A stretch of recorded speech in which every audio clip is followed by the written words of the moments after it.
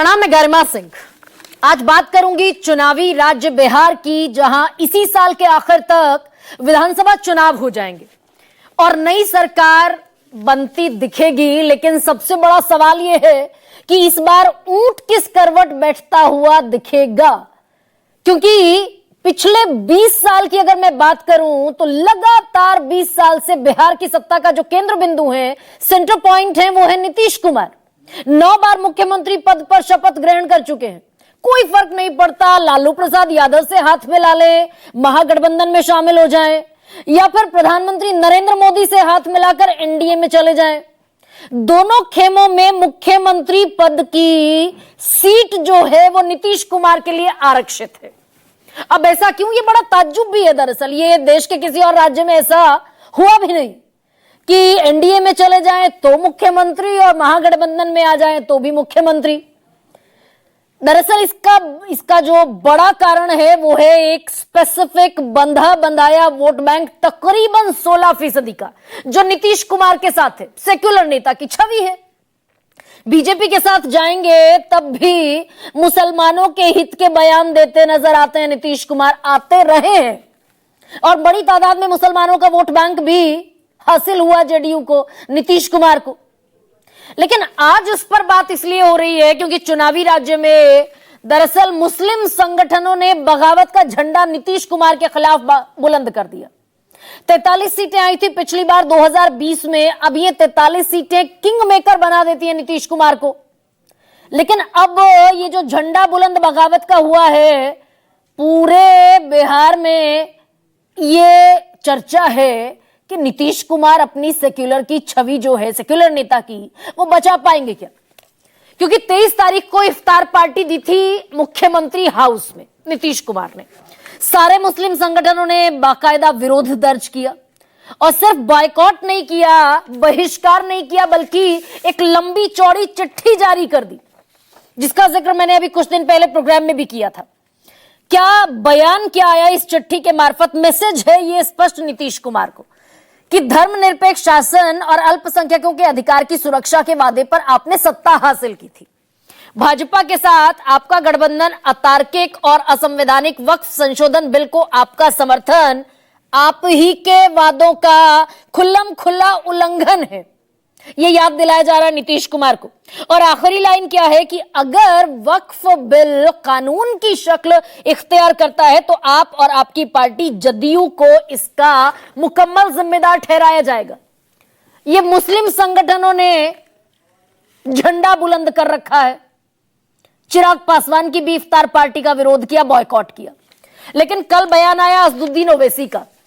अब आप कहेंगे कि भाई बिहार की राजधानी में असदुद्दीन ओवैसी का क्या काम है, और बड़ा जबरदस्त काम है, क्योंकि पिछली बार जो विधानसभा के चुनाव हुए थे 16 मुस्लिम कैंडिडेट उतारे थे असदुद्दीन ओवैसी ने, और पहली बार 5 विधायक जिताकर ले गए असदुद्दीन ओवैसी। अब वो ताल ठोकते दिख रहे हैं नीतीश कुमार के खिलाफ। क्या बयान आया नीतीश कुमार का को लेकर? ओवैसी का बड़ी ताकीद है, नसीहत है, और एक तरीके से सॉफ्ट शब्दों में एक धमकी है। चंद्रबाबू नायडू, नीतीश कुमार, चिराग पासवान और जयंत चौधरी, याद रखो, हम कभी भी तुम्हारी इस चीज को माफ नहीं करेंगे। बीजेपी को हमारी शरीयत पर हमला करने की इजाजत दे रहे हो, और अगर ये 4 बोल दें कि बिल नहीं आना चाहिए तो बिल नहीं आएगा। ये एक तरीके से ताकीद करते दिखे असदुद्दीन ओवैसी। पप्पू यादव का भी बयान आया, पूर्णिया से सांसद हैं, अक्सर कांग्रेस के फेवर में बात करते दिखते हैं। दरअसल आज अमित शाह का दौरा शुरू हो रहा है 2 दिन का। आज तकरीबन 7:45 बजे गृह मंत्री पटना पहुंच जाएंगे। 2 दिन का दौरा है, फिर गोपालगंज भी जाएंगे, एनडीए के नेताओं से मुलाकात करेंगे। और कहा यह भी जा रहा है कि बिहार की जो चुनावी तैयारियां हैं उन पर भी चर्चा होगी, मशवरा होगा। तो पप्पू यादव कह रहे हैं कि आज आ रहे हैं अमित शाह, सबको सिखाकर जाएंगे कि नफरत के जरिए कैसे चुनाव जीता जाता है। अब केंद्र विशेष राज्य का दर्जा क्यों नहीं देता बिहार को? और नीतीश कुमार से कहा कि आप वक्फ के मामलों पर साथ दें। यानी चारों तरफ से एक घेराबंदी है नीतीश कुमार की कि वक्फ के मामलों पर सरकार की मुखालफत करें, बीजेपी की मुखालफत करें, बिल को सदन में न लाने दें। अब कमाल इस बात का है कि नीतीश कुमार 8 अगस्त 2024 से लेकर आज तक जब से ये वक्फ बिल पेश हुआ लोकसभा में, राज्यसभा में, संसद में, आज तक खामोश है नीतीश कुमार। अब लगातार बयान तो दे रहे हैं। लोकसभा चुनाव में उन्होंने मुसलमानों को लेकर एक बयान दिया। एनडीए की मीटिंग चल रही थी और नीतीश कुमार ने कहा अपने नेताओं को कि मुसलमानों को जाकर बताइए उनके लिए सरकार ने क्या क्या काम किया है। आरजेडी अगर आ गई तो दंगा फसाद करेगी। और ऐसा बयान एक जगह नहीं, नीतीश कुमार ने उसके बाद में भी दिया। यानी मुसलमानों की फिक्र तो है, वोट बैंक की फिक्र तो है।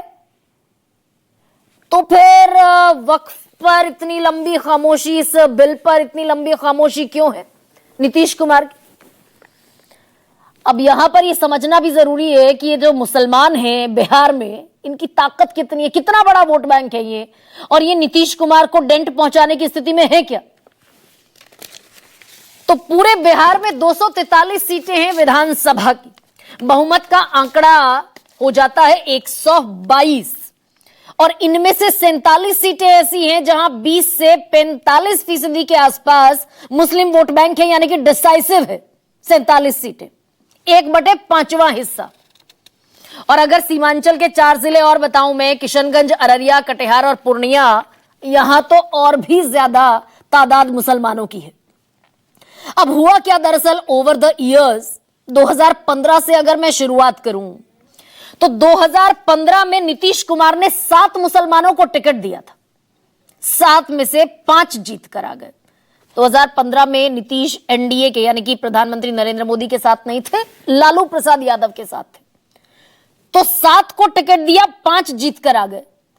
उसके बाद से जब से एनडीए के साथ हैं, 2020 का विधानसभा भी एनडीए के साथ लड़ा, फिर 19 लोकसभा भी एनडीए के साथ लड़ा, 24 का लोकसभा भी एनडीए के साथ लड़ा, इंडिया गठबंधन छोड़कर आ गए थे। तो जब जब एनडीए के साथ नीतीश कुमार ने चुनावी लड़ाइयां लड़ी, तब तब उनके मुसलमान कैंडिडेट को जनता ने खारिज कर दिया। लोकसभा 19 में भी 0 सांसद, मुस्लिम सांसदों की बात कर रही हूं। विधानसभा 20 में जो चुनाव हुए उनमें 11 कैंडिडेट नीतीश कुमार ने उतारे, कोई जीत कर नहीं आया। और ऐसा ही हुआ लोकसभा 2024 में भी, एक मुसलमान को टिकट दिया था लेकिन उसे भी जनता ने खारिज कर दिया।